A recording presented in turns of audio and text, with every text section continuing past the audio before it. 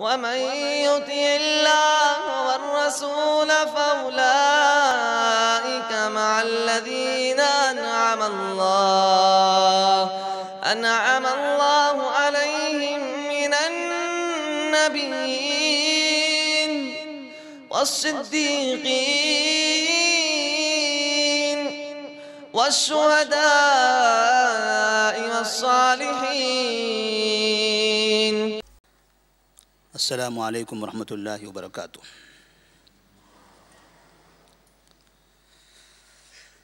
الحمدللہ رب العالمین والصلاة والسلام علی رسولہ الامین وعلی آلہ وصحبہ اجمعین ومن تبعہم بإحسان الی یوم الدین، اما بعد فاعوذ باللہ من الشیطان الرجیم، بسم اللہ الرحمن الرحیم۔ یا ایہا المدثر قم فانذر وربک فکبر وثیابک فطہر والرجز فاہجر ولا تمنن تستکثر ولربک فاصبر۔ سیرت النبی کے سلسلے میں آج کے درس کا عنوان ہوگا نبی کریم صلی اللہ علیہ وسلم پر دوبارہ وحی کا سلسلہ شروع ہونا۔ جب آپ صلی اللہ علیہ وسلم تقریباً 40 سال 6 مہینے کے ہو چکے تھے، اس وقت غار حرا میں جبرائیل علیہ السلام آئے اور انہوں نے کہا اقرا۔ آپ نے کہا ما انا بقاری۔ جبرائیل علیہ السلام نے آپ کو پکڑ کر جھنجھوڑا اور کہا اقرا۔ آپ نے کہا ما انا بقاری۔ پھر انہوں نے دوبارہ پکڑ کر جھنجھوڑا اور کہا اقرا، کہا ما انا بقاری۔ پھر کہا اقرأ بسم ربک الذی خلق خلق الانسان من علق اقرأ وربک الاکرم الذی علم بالقلم علم الانسان ما لم يعلم۔ جو اسلام آج دنیا میں معروف ہے، ایک مسلمان اسلام سے محبت کرتا ہے، اسلام کے مطابق اپنی زندگی گزارنے کی کوشش کرتا ہے، اور جو مسلمان نہیں ہیں انہیں بھی پتہ ہے کہ اسلام کیا ہے۔ اسلام ایک مذہب کا نام ہے، اسلام کے ماننے والے دنیا میں ایک بڑی تعداد میں لوگ ہوتے ہیں۔ اسلام کی ابتدا مکہ سے ہوئی تھی، ایک بڑی تاریخ ہے۔ کوئی ایسا مذہب نہیں ہے کہ لوگ اسے نہ پہچانتے ہوں۔ اس کی ابتدا اس غار حرا سے ہوئی تھی، اقرأ بسم ربک الذی خلق سے۔ یہی وہ اسلام ہے، یہی وہ پیغام ہے، یہی وہ قرآن ہے جو ہم پڑھتے ہیں۔ جبرائیل علیہ السلام نے سب سے پہلے یہ آیتیں اللہ کے حکم سے نازل فرمائی۔ نبی کریم صلی اللہ علیہ وسلم تقریباً 40 سال 6 مہینے کے ہو چکے ہیں۔ آپ سے کہا جا رہا ہے پڑھیے، آپ کہتے ہیں ما انا بقاری۔ یہ پڑھیے، پھر جھنجھوڑنا، پھر کہنا پڑھیے، اور آپ کا یہ کہنا ما انا بقاری، اس کے پیچھے ایک بڑی حکمت ہے۔ جب یہ کہا جاتا ہے کہ نبی کریم صلی اللہ علیہ وسلم عالم الغیب ہے، غیب کے جاننے والے ہیں، حتیٰ کہ یہ بھی کہا جاتا ہے کہ آپ صلی اللہ علیہ وسلم قیامت تک آنے والی چیزوں کو بھی جانتے ہیں، اور آپ وہ بھی جانتے تھے جو آپ کے پیدا ہونے سے پہلے ہوا تھا۔ آپ کی پیدائش سے پہلے تک کے تمام واقعات آپ جانتے تھے۔ آپ اللہ عالم الغیب تھے۔ جبرائیل علیہ السلام جب پہلی مرتبہ زمین پر اترتے ہیں نبی کریم صلی اللہ علیہ وسلم کے پاس، اقرأ ما انا بقاری، مجھے نہیں آتا ہے، غیب کا علم ہوگا تو میں بولوں گا، میرے پاس کوئی علم نہیں ہے، ایسا کوئی علم نہیں ہے کہ میں آپ کو بتا سکوں، میں پڑھ کر سنا سکوں، نہیں، اقرا، پڑھیے آپ۔ کہا ما انا بقاری، مجھے نہیں آتا ہے، مجھے نہیں آتا ہے۔ کوئی یہ نہ سمجھنا کہ مکہ کے فلاں اور فلاں استاد نے مجھے سکھایا ہے، فلاں شاعر کے پاس میں بیٹھتا تھا، فلاں خطیب کی باتیں میں سنتا تھا، مجھے یاد ہو گیا۔ مجھے کچھ نہیں یاد ہے، میں کچھ بھی نہیں جانتا ہوں، دنیا کے کسی بھی شخص کی کوئی تعلیم میرے پاس نہیں ہے، میں مکمل کورا ہوں، مکمل خالی القلب ہوں۔ آپ جو پڑھائیں گے، اب یہاں سے میری پڑھائی کی ابتدا ہوگی، اور یہ وہ پڑھائی ہے جو دنیا کی سب سے پاک پڑھائی، سب سے صاف شفاف تعلیم ہوگی۔ اب بعد میں کسی نے یہ نہ کہنا کہ نبی تو پہلے سے، محمد صلی اللہ علیہ وسلم جو پہلے سے فنا کے پاس پڑھتے تھے، ہو سکتا ہے یہ انہی کی باتیں سنا دیا ہو، فنا شاعر کے پاس جاتے تھے، ہو سکتا ہے یہ انہی کا کلام ہو۔ کسی کو کہنے کا موقع نہیں ہے، کیونکہ مکہ والے کہتے تھے آپ صادق ہیں، نبی بنائے جانے سے پہلے جب آپ 35 سال کی عمر کے تھے، کعبے میں حجر اسود کا اختلاف ہوا تھا، تو ان مکے والوں نے اپنی زبان سے کہا تھا یہ صادق اور امین ہیں، اور اس صادق نے کہا ہے ما انا بقاری، ما انا بقاری، ما انا بقاری، تین مرتبہ اپنی زبان سے اعتراف کر لیا ہے۔ تو آپ یہ نہ کہنا کہ آپ جھوٹ بول رہے ہو، آپ جھوٹلا نہیں سکتے، کیونکہ آپ نے اپنی زبانوں سے اعتراف کر لیا ہے کہ آپ سچے ہیں، لہذا نبی کی بات کو سچا مان لو۔ اب یہاں سے نبی آپ کو جو بتائیں گے وہ سب کا سب اللہ کا کلام ہوگا، دنیا کے کسی بھی شخص کا کلام نہیں ہوگا۔ ما هو بقول شاعر، اللہ نے کہا یہ کسی شاعر کا قول نہیں ہے، یہ کسی مجنون کا قول نہیں ہے، کسی کا کلام نہیں، یہ اللہ رب العالمین کا کلام ہے۔ تو پہلی وحی میں دنیا والوں کو یہ پیغام دے دیا گیا کہ نبی کریم صلی اللہ علیہ وسلم عالم الغیب نہیں ہے، آپ کو جبرائیل علیہ السلام نے پڑھایا، وہاں سے آپ نے پڑھنا شروع کیا، اور یہ پڑھائی اللہ تبارک و تعالیٰ کی طرف سے نازل ہوئی۔ آپ سے کہا گیا اقرا، پھر وہاں سے اقرا بسم ربک الذی خلق، خلق الانسان من علق۔ یہ تعلیم کہاں سے آپ نے سیکھا ہے؟ کہ یہ تعلیم جبرائیل علیہ السلام کی ہے؟ نہیں، اقرا بسم ربک الذی خلق، خلق الانسان من علق، یہ رب العالمین کا کلام، رب العالمین کی تعلیم ہے۔ یعنی جبرائیل علیہ السلام صرف درمیان میں پہنچانے کے لیے واسطہ ہیں، وہ واسطہ ہیں، ورنہ کلام، یہ کتاب، یہ آیتیں، یہ باتیں، یہ احکامات، یہ سب کے سب رب العالمین کے ہیں۔ تو آسمان والے کی تعلیم ہے، پہنچانے کا کام جبرائیل علیہ السلام کر رہے ہیں، جبرائیل آپ کو دے رہے ہیں، اور آپ کا کام ہے ساری دنیا والوں تک پہنچا دینا۔ نبی کریم صلی اللہ علیہ وسلم پر یہ وحی نازل ہوئی۔ اس وحی کے بعد چند دنوں تک وحی کا سلسلہ منقطع ہو گیا، جبرائیل علیہ السلام نہیں آ رہے تھے، آپ صلی اللہ علیہ وسلم پریشان۔ آپ کو یقین ہو گیا کہ میرے پاس جو آئے تھے وہ جبرائیل علیہ السلام تھے، کیونکہ ورقہ بن نوفل نے کہا تھا هذا الناموس الذي نزله الله على موسیٰ، یہ وہ جبرائیل تھے جس کو اللہ تبارک و تعالیٰ نے موسیٰ علیہ السلام پر نازل کیا تھا، اور نبی جانتے تھے موسیٰ علیہ السلام نبی تھے، ان کے پاس جبرائیل علیہ السلام آتے تھے۔ جب ورقہ بن نوفل نے کہا ہے میرے بارے میں کہ یہ میرے پاس جبرائیل آئے تھے، اس کا مطلب یہ ہوا کہ میں اب نبی بن چکا ہوں۔ جب نبوت مل گئی ہے تو پھر اب رکنے کا کیا مطلب؟ اب یہ سلسلہ باقی رہنا چاہیے۔ 5 آیتیں نازل ہوئی ہیں، 5 آیتوں سے دین مکمل نہیں ہوتا ہے، دین کے احکامات کا اب تسلسل کا اس کا نزول ہونا چاہیے۔ اب انتظار کرتے رہے، اب آئیں گے جبرائیل علیہ السلام، اب آئیں گے، تب آئیں گے۔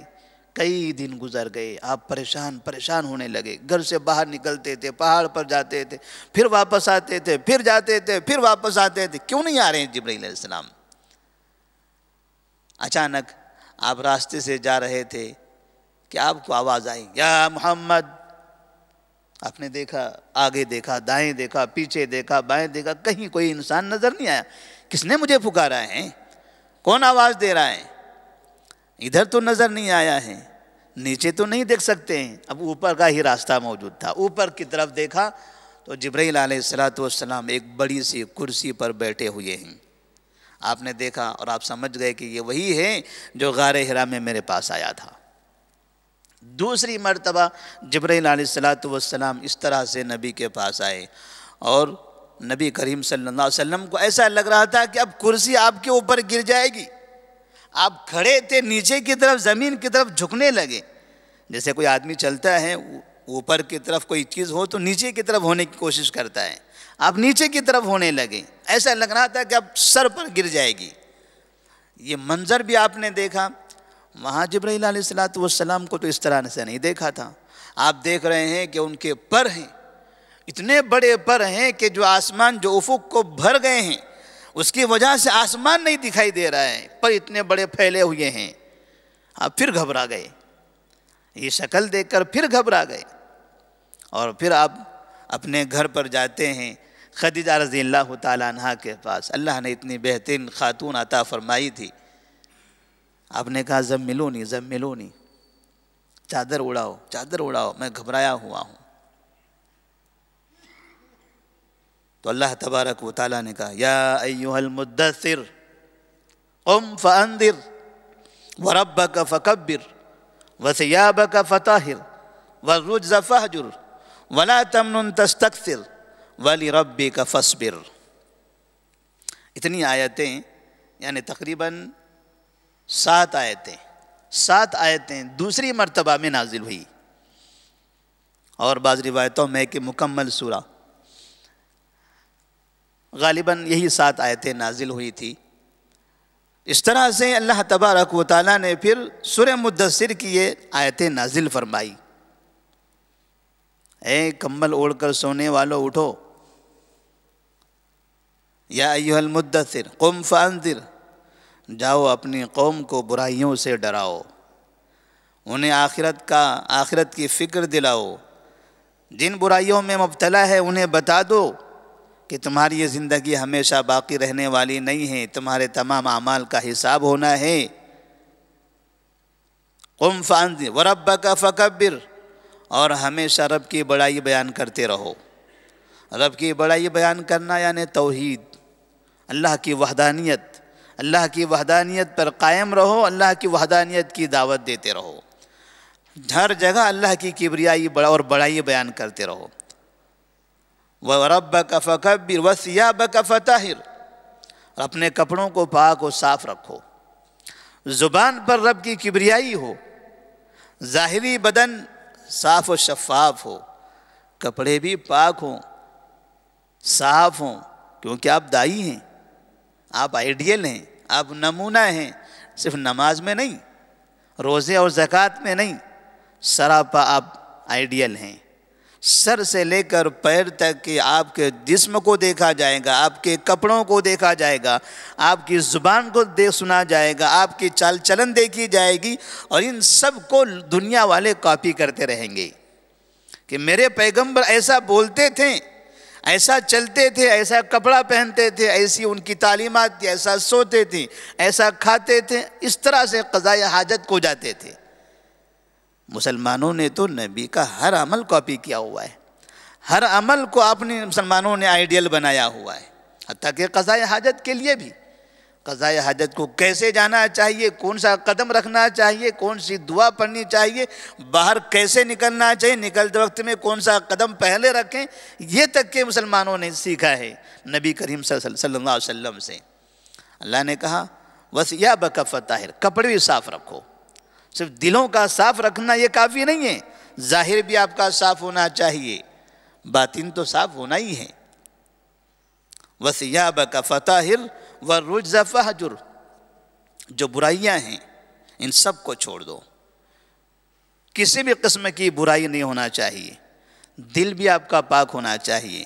دل میں اگر کالا ہو، دل میں خرابی ہو، فساد ہو، تو آدمی برائی کا ارادہ کرتا رہتا ہے۔ دل اگر صاف ہو جائے آدمی کا تو آدمی ہر طرح کی برائی سے محفوظ رہتا ہے۔ وَالرُّجْزَ فَهْجُرْ وَلَا تَمْنُن تَسْتَكْثِرْ، اور احسان مت جتاؤ، کسی کے ساتھ اچھا سلوک کرنے کے بعد اس پر احسان جتانے کی کوشش مت کرو. آپ دائی ہیں، اب آپ کو لوگوں کے سامنے آنا ہے، لوگوں کے لیے خیر کے کام کرنا ہے. آپ یہ نہیں کہہ سکتے کہ میں نے فلاں کے لیے کیا، میں نے فلاں کے لیے وہ کیا. جو بھی کرنا ہے اللہ کی خاطر، اور خیر کے کام کرو گے تو اس میں احسان جتانے کی کوئی ضرورت نہیں ہے. یہ سب اللہ کے لیے کرنا ہے. وَلِرَبِّكَ فَاصْبِرْ. اور آپ یہاں سے ورقہ بن نوفل نے کہا تھا کہ لوگ آپ کو آپ کے وطن سے، آپ کے گھر سے نکال دیں گے. نبی نے تعجب کرتے ہوئے کہا تھا اَوَ مُخْرِجِيَّهُمْ، وہ لوگ مجھے نکالیں گے؟ اتنے اچھے لوگ، میری عزت کرنے والے، مجھے حاکم اور فیصل ماننے والے، جھگڑوں میں اختلافات میں مجھے اپنا پیشوا ماننے والے، یہ لوگ مجھے اپنے شہر سے نکال دیں گے؟ کہا ہاں وہ لوگ آپ کو اپنے شہر سے نکال دیں گے، اور میں اگر اس وقت زندہ رہا میں ضرور بضرور آپ کی مدد کروں گا. وہ پیغام تو مل چکا تھا. اللہ تبارک و تعالیٰ نے یہاں کہہ دیا دوسری وحی میں وَلِرَبِّكَ فَاصْبِرْ، اپنے رب کے لیے صبر کرو. اب آپ قم فانذر، لوگوں کو ڈراؤ، برائیوں سے روکو. اب جہاں جہاں برائی سے روکنے جاؤ گے وہاں وہاں آپ کے ساتھ برائی کی جائے گی. آج بھی معاشرے کے اندر ہم دیکھتے ہیں، آپ برائی کے بارے میں بتائیے لوگوں کو، فلاں جگہ پر یہ برائی ہے، فلاں محلے میں یہ برائی ہے، فلاں جگہ یہ برا کام ہو رہا ہے. آپ برائیوں کا ذکر کریں گے تو لوگ آپ سے ناراض ہوں گے. جماعتیں ناراض ہوگی، جمعیتیں ناراض ہوگی، حکومتیں ناراض ہوں گے، علماء ناراض ہوں گے، قومیں ناراض ہوتی ہیں کہ ہمارے اندر کی برائیاں آپ کیوں بیان کر رہے ہو؟ ہماری برائیوں کا ذکر کرنے کی کیا ضرورت ہے؟ اپنا دیکھو. آپ کی برائیاں بیان کی جائے گی تاکہ آپ برائیوں کو چھوڑ دو اور لوگ آپ کی ان برائیوں سے محفوظ رہو. نبی کریم صلی اللہ علیہ وسلم مکے والوں کو برائی سے روکتے رہے. مکے والوں نے مجنون کہہ دیا، پاگل کہہ دیا، گالیاں دی، بدن پر تھوکا، آپ کے گردن میں کپڑے لپیٹ کر گلے کو باندھ دیا، آپ کے بدن پر گندگی پھینکی.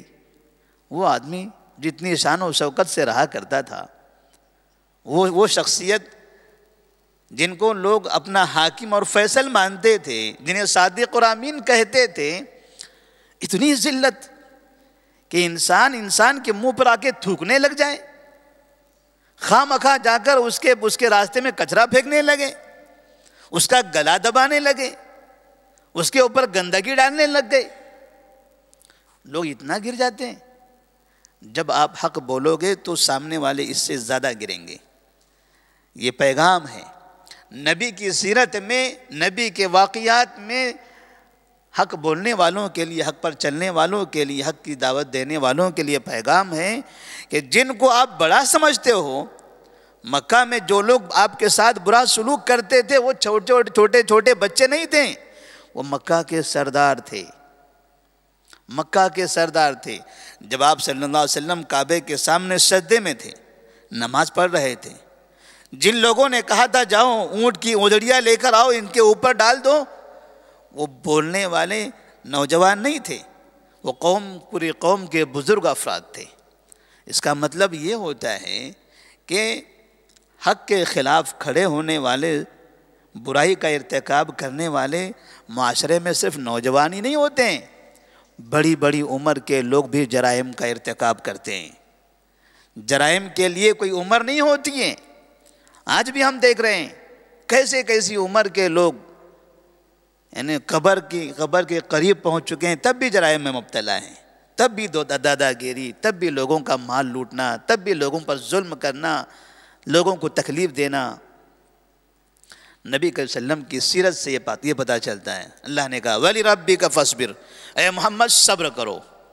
ابھی تو دعوت کا مرحلہ شروع نہیں ہوا ہے، ابھی تو یہاں حکم دیا جا رہا ہے کہ اٹھیے دعوت دیجئے، اور اسی جگہ یہ پیغام دیا جا رہا ہے کہ وَلِرَبِّكَ فَاصْبِرْ. یہ پیغام صاف تھا نبی کے لیے، گویا کہ ایک طرح سے چیتاونی تھی کہ آپ کو اب یہاں سے تکلیفوں کا سامنا کرنا پڑے گا. نبی کریم صلی اللہ علیہ وسلم نے جب پریکٹیکلی طور پر دعوتی کام شروع کیا تو پھر ایسی ایسی پریشانیاں وہاں پر آئی جن پریشانیوں کا تذکرہ تسلسل کے ساتھ کیا جائے گا۔ اللہ سے دعا کرتے ہیں کہ اللہ تبارک و تعالی ہم تمام کو نبی کریم صلی اللہ علیہ وسلم کے نقش قدم پر چلنے کی توفیق عطا فرمائے، اپنے معاشرے سے، اپنے گھروں سے، اپنے خاندان سے، اپنے اندر سے برائی کو ختم کرنے کی توفیق دیں اور خیر کی طرف لوگوں کو دعوت دینے، برائی سے روکنے کی توفیق عطا فرمائے۔ جہاں پر پریشانی ہو حق بولنے میں، حق پر چلنے میں، وہاں پر صبر کرنے کی توفیق عطا فرمائے۔ السلام علیکم ورحمۃ اللہ وبرکاتہ۔